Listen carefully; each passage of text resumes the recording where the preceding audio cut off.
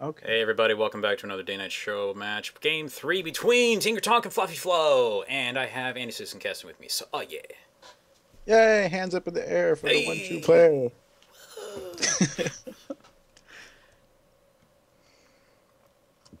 I I was have to measure amazed out by the place. I was like so blown away by how many people were here last night. I was like, what? Oh, I know. It It's was so late on a awesome. Friday. What do you guys have nothing to do? So fun. But it was awesome. We're all a bunch of StarCraft nerds. No, we have nothing else to do. This is true. This is true. Go ahead and start with Like, this what are we one. gonna do? Okay, so in the bottom left-hand corner, we have the yellow Terran, FlufflyFlow. Ah! Okay. I love to do those zoom-ins. Those are so fun. In the bottom right, we have his opponent, Tinkertonk, in the Terran, as the random. In the Terran. You sport Terran as random. You're like a changeling. You just become something. Yeah. Yep. SK Team 1, SK Telecom Team 1, Tinkertonk! Oops, I just realized I can't disable my own music or you guys don't get to hear sound effects. Alright, gotta live with that. If if Tinkertonk randomly goes silent, we know that that's definitely wrong with the way Skype and my game interacts. Anyway, yeah, Alterzim Stronghold, man. It's Terran versus Terran. No one's getting the benefits on this one. It looks different for some reason. Yeah, that's because we have the stronger colors mod on, so everything is like all bright. No, I mean like the layout looks different for some reason. This is Game Heart Light that we're playing on. The map layout, like where the natural is, for some reason Really? looks different. But I think it's I think because it's I'm used to correct. spawning. I think it's because I usually spawn in the top right corner, so like the positioning of the natural looks weird for some reason to me. Oh. Where Tinkertonk is at. But I think Okay. it's just because where I normally spawn at. I see, I see. Actually, I wonder if it behaves that way on ladder. Like if it has a specific setup that it tries to avoid, like both being on the Maybe. bottom or both being on the side. That stuff Yeah, it is like... might. I've come to the conclusion that that stuff's kind of hidden, and people just sort of figure it out after a few, like after Yeah. a week or so. Well, this is it's TE, so it might be tournament edition, and there's ladder edition. So I wonder if there's some weird like little changes. There could be. Well, this is... So, Sorry, go ahead. well, Tinkertonk is going for gas, so I'm guessing he's gonna go early, possibly mass Reapers. Definitely early Reaper. I know you're always worried about that, right? Like no matter what matchup it is, you start seeing one Yeah. Reaper come out, and you're like, then two It's show up, and you're Tinkertonk, like, so- is he gonna murder me with Reapers? Again. Yeah, he's made one Reaper and he's making a second one, so this is entirely possible. Not to mention, FlufflyFlow is actually going for a fast expansion here. Yeah. So this could actually, Oh no. if catch him off guard pretty severely. I just realized that as all-ins go, this one doesn't really get delayed at all by the size of the map. Because of how Yeah. fast these Reapers are. Yeah, Reapers are pretty fast. Oh, and he's not running in with it either. So No, he's he's not waiting. showing him. Oh, Oh. no. Well, there's a factory coming up behind this, though. Oh wow. So he might be thinking something incredibly insane, like Reaper Widow Widow Mines. Mines. Yeah. I wouldn't. It's Tinkertonk. so Man, it we could have be, no like, idea what he's doing. Yeah. All we know is that Terran is If we're any supposedly other his best player- race. Yeah. He is really good with Reapers. At least in Desert Strike. Oh, yeah, that's definitely what he's doing. He's got 2 reactors. He's going to a starport Oh my there. gosh. So, Reaper Widow Mine drop. Oh, here come the Reapers. He's gonna drop the Widow Mines. Oh, wow, this is going on. Okay, This- that's not good. this looks Losing more one like Reaper scouting. for free. So maybe he's just That going to looks use him to more- scout. Yeah, Yeah. I think you're right. Tinkertonk, what are you thinking? And I don't mean that in a derogatory way. I mean, Like, we really don't I'm know. it's gonna be really interesting to ask him about this game. Because this is already really Hellions. So Hellions, huh? This is... Okay, so he's going to put them in the medevac and drop them, I'm assuming, because like that would be completely pointless at the front of the base. Hey, remember when Hellbats? You could do it with Hellbats and it would destroy everything. Oh my gosh, yeah. I wonder if he's going to... That was the Man, Man, StarCraft. yeah, I'm not sure what he's doing at all at the moment. Like, this Yeah, kind of it's hard reminds to. me of that like really early Hellion build you used to see a long time ago, but with Reapers in it. Mm-hmm. But, I don't know. I don't know. Tinkertonk doing a pretty good job of, at the very least, just like being irritating. Yeah, he's definitely no. accomplishing that. Reaper stays alive. Never a good situation. Okay, that was close. That was close. 18 health. And that regeneration though on them is ridiculous. It's like souped up Zerg. Oh, FlufflyFlow being a little bit interesting as well. Looks like he's going for a mech composition. 3 factories. He's getting some siege tanks. Oh, He's got a reactor right there. You know, huh? that's cool. I like to see. I really like seeing mech play, even though like it has issues. Like I think it's really interesting to watch.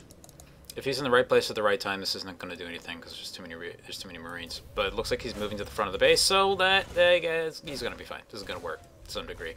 Oh, he's dragging him up here with the Reaper. Unfortunately, the Reaper dies. May move back in time. There's a siege tank up at the top. If he can, and there's actually not that many workers down here. Tinkertonk sending a scouting barracks. That's going to let him know what's going on. Reapers have gotten a few kills. Yeah. Mind so far that FlufflyFlow still has the advantage in workers right here. Getting some. Okay, he's going for the guaranteed damage and not losing anything.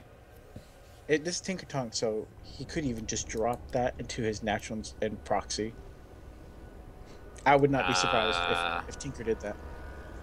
Is he going to do it within sight range? Because, yeah, he totally knows it's there. Okay. Those two Hellions are like, get out. Get out. We'll shoot at you if you land. No, otherwise the medevac comes. Oh, that's not a good time to do that. Yeah, get that out of there. I never know what he's thinking about it. Tinkertonk is going to do. I would not be surprised if he actually did drop it and proxy from within his. The thing is, with this game, base. from what I've seen, he never does stuff like that.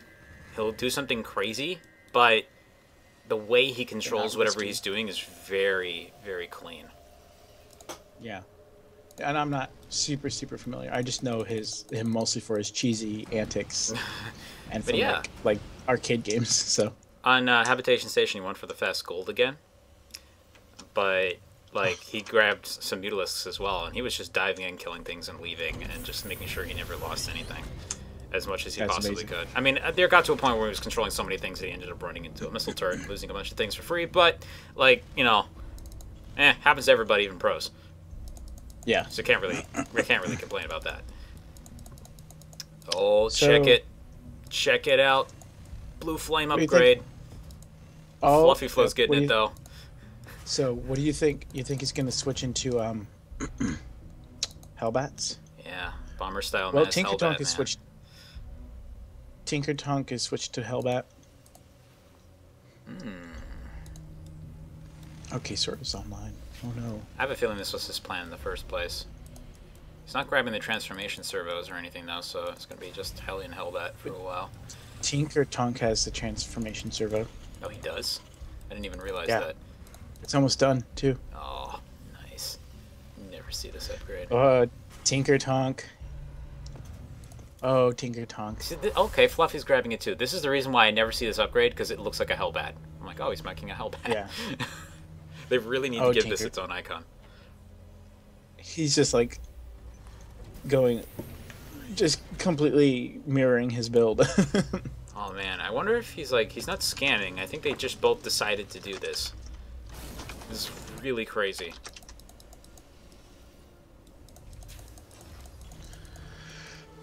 So yeah, I wonder if he knew or what. Important thing right now is it looks as if Tinkertonk has grabbed +1 attack on vehicles. FlufflyFlow's grabbing +1 attack and armor. So there's going to be a little bit of a damage edge for Tinkertonk, but his stuff's going to be all squishy. Well, it's going to be actually Tink's grabbing +2 as well. FlufflyFlow is going to have. Okay. That's why I was going to say. I'm sorry I didn't actually mention that. Cloaking field? +2. Okay. Oh, he's going to grab a Banshee on top of this. Okay, nice. Okay, smart. Because. Oh, in fact, there it is. Hellbats can't shoot up. There's nothing to scan this region, and his entire army is super out of position. There's no Marines. Oh, there's actually no anti-air at all. Uh-oh. Uh-oh, this is going to be really bad. Here comes the attack. There's a handful of Marines, but there's not enough to get... They're not going to get there in time before this. So... Wait, what? I think he could have been... I think he would have been okay pushing. Yeah, Tinkertonk, again, is like he's being, I think, maybe a little bit too cautious in this situation. There was no reaction, but he still pulled it. In fact, he's going to discover that this army doesn't have any anti-air, and all the Marines have moved to the inside. Except that, unfortunately, there you go. I was like, kind of... Oh, he held position above the gas. Okay, I got it. He's expecting more to be here than there was. So he's able to use that Banshee for scouting now. Yeah, he just figured out what's going on. He's like, there's nothing here. Time to kill your siege tanks. Yep. That's smart. The Marines are still waiting in the third there. Yeah, he needs to get his Marines out. Oh, Fluffy. Yep, losing 2 siege tanks already. Multiple. Oh, okay. He's like, he's just decided, fine, I'm gonna shoot at my stuff. I'm gonna run. I'm gonna attack your things. I'm gonna counter. This is very dangerous, though. He's gonna run into, because position. Tinkertonk sees it. He knows what's coming. Hellbat siege tank just ready to tear up that army if it gets there. But nope, he pulls back. Fluffy saw it with the Hellion. Ah, Thors. There's the anti-air. Nice. And Widow Mines. Okay, so there's your difference here. Tinkertonk hasn't grabbed any Thors. I imagine that's going to change in just a moment, because he's seen that his opponent has them. Really should just run the army back over the back over to the Thors. Gotta say, this Banshee's turning out to be one of the most efficient things he's done all game. He's got 11 kills. Yeah. Yeah. Wow. And I'm like, half of those aren't workers. It's crazy. I know. Most of those were siege tanks. Ugh. That's horrible to lose that many siege tanks to a Banshee. I gotta say, there is one annoying thing about this situation for Tink, is that the vast majority of his siege tanks are way out of position. So oddly enough, it's like they both are kind of in the same place. Oh, but he's gonna giant. He's gonna. He's diving forward away from the siege tanks. What is? Okay, there you go. Yeah, FlufflyFlow saw that siege tank positioning and said, no, man. Both players are going to lose their Hellbats. Yep. Well... Pretty much. Maybe not Tinkertonk. Nope. Tinkertonk is not pushing forward with them. But he's not... Okay. He's got a couple of medevacs to back up the Hellbats. I like that. I forgot that Hellbats are bio. The thing about Thors is they get surprisingly powerful in large numbers. Like, you wouldn't expect them to be as good as they are, but yeah, once I'm a Zerg player, trust me, I know. Yeah, I mean, everyone has experienced this. Everyone, where you're like, there's only 2 Thors, it's fine, and then they kill half your army. You're like, wait, what? Yeah, I'm like, my 25 mutas should kill 2 Thors, and then all my mutas are dead, and like, the Thors still 3/4 of their health. And I'm like, oh. Okay. And that's when I go Swarm Host. So bizarrely enough, things have kind of equalized. FlufflyFlow still has a bit of an army edge, actually. Behind on workers. Tinkertonk, yeah, I was gonna say Tinkertonk does have the larger supply, but I don't know. Yeah, it's about 20 workers. Now he's got. Yeah. Ooh, boy. Now, but FlufflyFlow or Tinkertonk does have 14 siege tanks to Fluffy's 5. Which could, depending on positioning, could really turn the tide in Tinkertonk's favor. And I think both players are aware of that. This is turning into kind of a stalemate for now. And, well, look at upgrades. There's that too. Yeah. +3's about to. It's like halfway done Finish. for Tinkertonk. Starting to get armor. FlufflyFlow is pushing up to 2-2. Trying to cloak the Banshee, send it in. That's going to get scanned and killed almost immediately, most likely. Okay, no, wasn't. Okay, does get the Banshee, but he's going to lose a lot of stuff otherwise. Army's moving forward to attack the siege tanks. Here's going to be able to do a lot of damage to this front, Thors. but the siege tank, the siege tanks are doing too much damage to the Thors. He needs to pull them back. There you go. Thor's doing okay. Now the Thors are actually going to beat up the Hellions pretty hard here, and down they all go. Now those, I don't know if those siege tanks are doing enough. Well, yeah, they will be. There's not enough anymore. Yeah. FlufflyFlow is pulling his own siege tanks to a different spot. There's nothing to back them up anymore, though. So he's actually really needs them to remain invisible for a while. This one Banshee could kill He could back it up with Bio. Probably. He could. If you do it right.